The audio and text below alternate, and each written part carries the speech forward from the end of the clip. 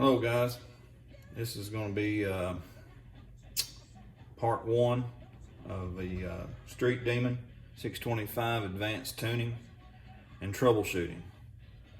I've got this car, 1969 Mustang with a 302. Bought this Demon, Street Demon, put on it, and right away I was having issues. What helped me the most, I give a shout out to another YouTube guy that does a lot of troubleshooting, Thunderhead 289.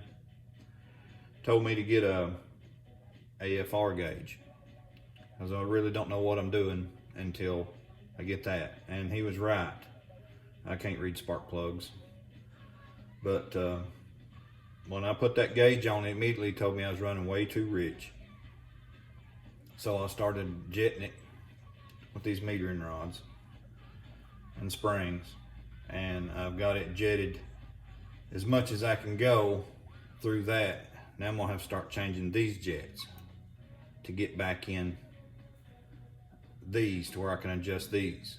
And during this time, when the car set for a week, 2 weeks, it wouldn't want to start. Crank and crank and crank. You could tell there was no gas. Eventually it started picking it up, and then it would start up. After it run, it would start fine.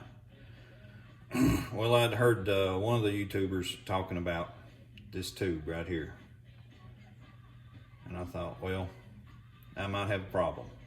So I got to thinking, weed eaters have these tubes in their gas tanks and their carburetors, and they see a lot of severe duty.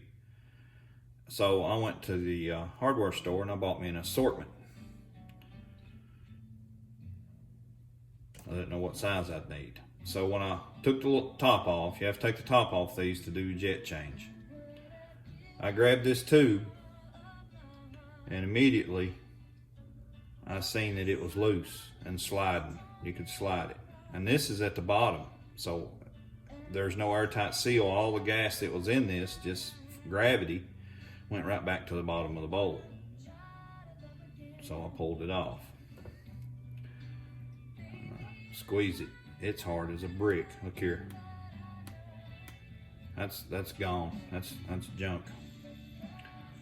So I measured it and got the right size that fit good and tight, and put that right there on there.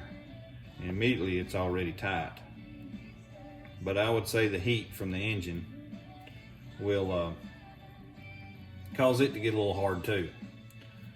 So I've learned these tricks here, and what I've done, I took a piece of wire. That's like 26 gauge solid copper wire. This one's actually tin coated. So that shouldn't react to any gas, that shouldn't corrode. So you wrap it around this about 4 times.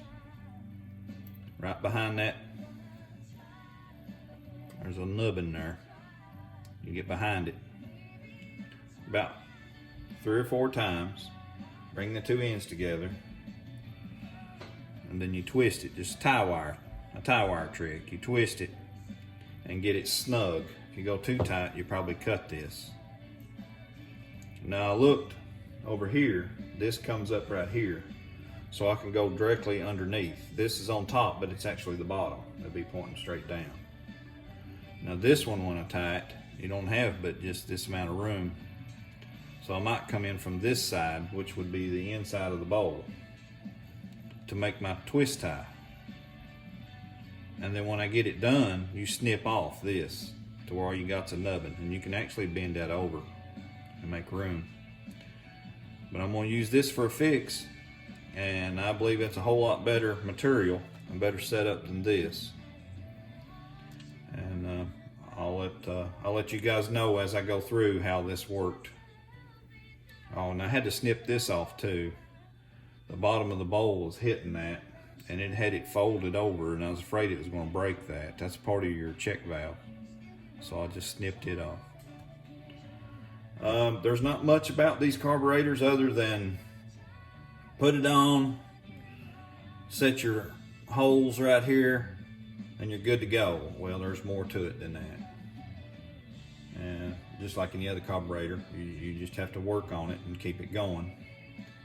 But this will be part one. I'm going to do some other parts about the jets, float levels, and some other things that I've found out about them that nobody else has put out. Thank you guys. Bye.